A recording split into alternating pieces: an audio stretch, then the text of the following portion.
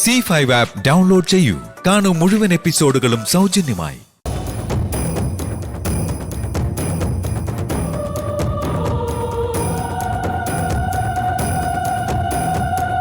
Anti, എന്താ മോളെ? Anti ഇത് എവിടേക്കാ? ഒന്ന് പുറത്തു പോണം മോളെ. നമ്മുടെയൊക്കെ ജീവിതത്തിലെ പ്രധാനപ്പെട്ട ഒരു ദിവസം ഇന്ന്. എന്താ ആന്റി? ഈ വീടിനെ ഒരു ധൂമകേതു ബാധിച്ചിട്ടുണ്ടെന്ന് പറഞ്ഞില്ലേ? അതിനെ ആവാഹിച്ച് ഒഴിപ്പിച്ചു വിടുന്ന ദിവസം ഇന്ന്. ധൂമകേതു എന്ന് പറയണമെങ്കിൽ അത് ശാലിനി തന്നെ.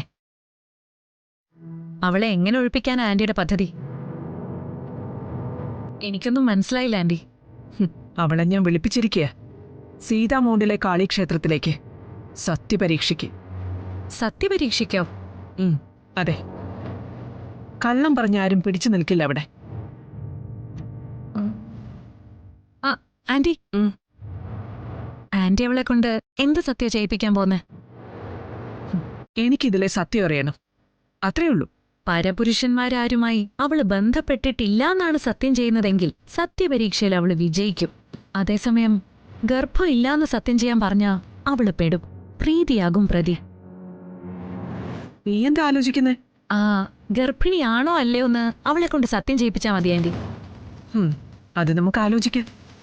എന്നാ ഞാൻ പെട്ടെന്ന് പോയി റെഡിയായിട്ട് വരാം. നീ വരുന്നുണ്ടോ കൂടെ? ഞാനില്ലാതെ എങ്ങനെയാ ആന്റി ശരിയാവുക? ഇതിന്റെ റിസൾട്ട് എനിക്കും കൂടി അറിയണ്ടേ? എന്നാ നീ പോയി ഡ്രസ്സ് മാറി വാ.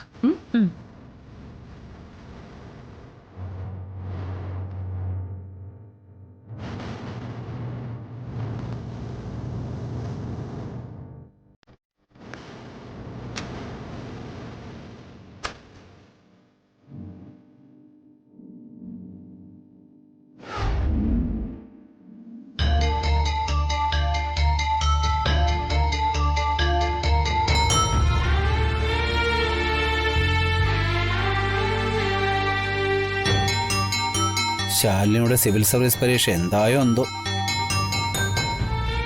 അത് പാസ്സായി അവൾ സിവിൽ സർവീസിൽ കയറി പറ്റിയ സുസ്മിതയെ പോലുള്ള ഞാഞ്ഞൂല് ഒഴുക്കുന്ന അവളെ ഒന്നും ചെയ്യാൻ പറ്റില്ല. അവൾക്കത് കിട്ടുവച്ച, അതിനുള്ള ഡെഡിക്കേഷൻ ഉണ്ട് അവൾക്ക്. അതിനുവേണ്ടി ഒരുപാട് ഹാർഡ് വർക്കും ചെയ്തിട്ടുണ്ട്. കുഞ്ഞേ, പാലെടുത്ത് വെച്ചത് കുടിച്ചില്ലല്ലോ, ഒന്നുകൂടെ ചൂടാകട്ടെ? എന്താ മോളെ പ്രീതി, ഇതൊക്കെ പറഞ്ഞിട്ട് വേണോ? പാല് കുടിക്കാൻ തോന്നുന്നില്ല അച്ഛാ. 2 നേരം കുങ്കുമപ്പൂട്ട പാല് തരണോന്നാ ശാലിനി കുഞ്ഞു പറഞ്ഞിരിക്കുന്നേ. ശാലിനി പറഞ്ഞെങ്കിൽ അതുപോലെ ചെയ്യും മോളെ. അതുകൊണ്ട് നിനക്ക് ദോഷമൊന്നും വരില്ല. അതെനിക്കറിയാം അച്ഛാ, പക്ഷെ പാല് കുടിച്ചു കഴിയുമ്പോ ഓക്കാനം പോലെ വരും. അങ്ങനെ പറഞ്ഞാൽ ശരിയാവോ? അത് ഈ സമയത്ത് ഒട്ടും ശരിയാവില്ല. ഡൗൺലോഡ് ചെയ്യൂ C5 ആപ്പ്. കാണൂ എല്ലാ എപ്പിസോഡുകളും സൗജന്യമായി.